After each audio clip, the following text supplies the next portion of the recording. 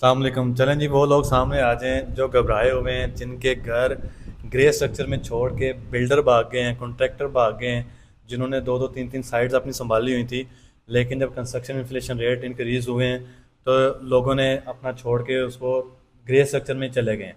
अब उनका हल भी तो निकालना है। हल निकालने के लिए हमने जो है अभी आप वसीम साहब को जो है वो थोड़ी सी जहमत दी है कि हमें बताएं कि इनका सोल्यूशन क्या है।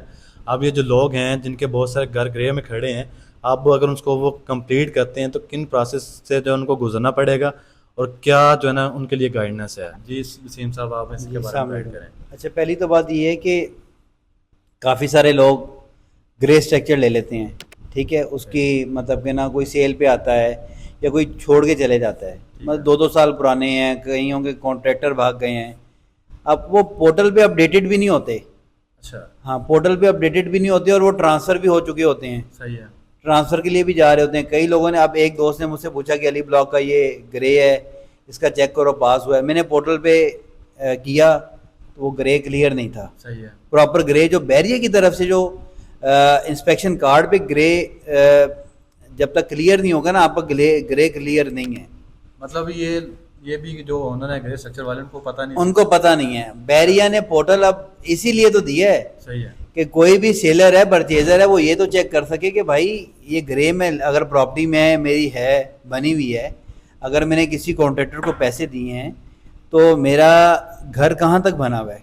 सही है। पोर्टल किसी को इस्तेमाल भी नहीं करना आता। ठीक है। क्लाइंट तो बेचारा, एक क्लाइंट है ना, क्लाइंट तो देखें एक अल्लाह की तरफ से आपके पास आता है चल के खुद, और यहाँ पे जो मामला चलते हैं उनके साथ, वो बेचारे सर पकड़ के बैठ जाते हैं।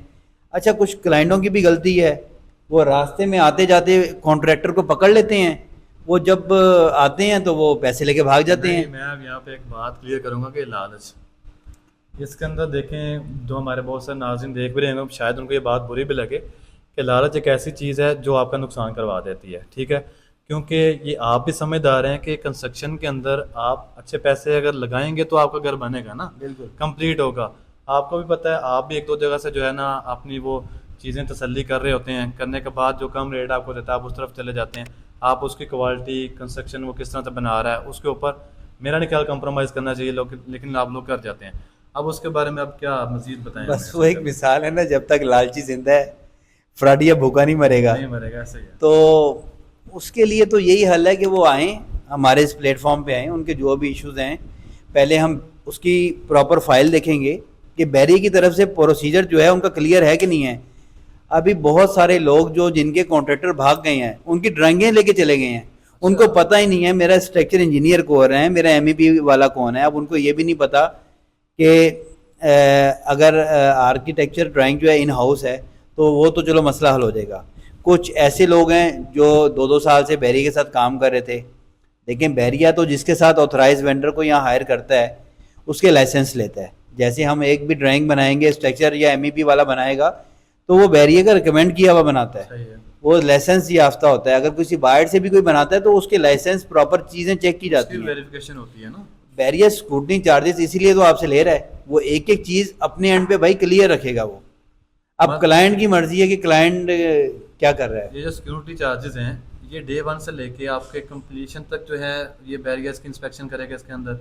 बिल्कुल, सिक्योरिटी चार्जेस ही इस चीज़ के हैं। आपकी ड्राइंग्स, वर्किंग ड्राइंग्स, आपकी स्ट्रक्चर एमईपी की ड्राइंग्स जितनी भी हैं, वो बैरियर अपने एंड पे उसको फॉलो अप लेगा। उसको जब तक वो बैरियर से क्लियर नहीं होंगी कि कोई इश्यूज नहीं है, तब तक आपको एनओसी नहीं इशू होगी। और आप काम भी अपना आगे वो नहीं कंटिन्यू नहीं कर सकते। बिल्कुल। और अब स्टेप, हर स्टेप पे ये है कि आपने, अगर आपके फाउंडेशन की पोरिंग है तो आपकी एमईपी और उसका स्ट्रक्चर वाले का आपको मेमो चाहिए, सही है। ग्राउंड फ्लोर स्लैब पे भी चाहिए, फर्स्ट फ्लोर स्लैब पे भी चाहिए। तो ये सब स्टेप हैं। नहीं चलिए, आपने जितनी भी बातें की हैं मेरी समझ में तो चीज़ें आ गई हैं कि भाई अब ग्रे है उसको किस तरह से आपने जो है वो करवाना, पास करवाना है, क्या क्या चीज़ें चाहिए। बहुत सारे लोगों को इन चीज़ों के बारे में जो है ना वो इल्म नहीं है, लेकिन अभी भी बहुत सारी चीज़ें ऐसी हैं जो कि हिडन है। तो वो कैसे क्लियर होंगी, वो आप तक कैसे पहुँचेंगी, उसके लिए ज़रूरी है आप हमसे रब्ता करें। हम आपको इसके ऊपर प्रॉपर गाइड करेंगे। गाइडेंस लेने के बाद आपको ये डिसीजन लीजिएगा कि हमने आगे क्या करना है। भाई कोई भी कंसर्न है, दिए गए नंबर पर रब्ता करें। Thank you.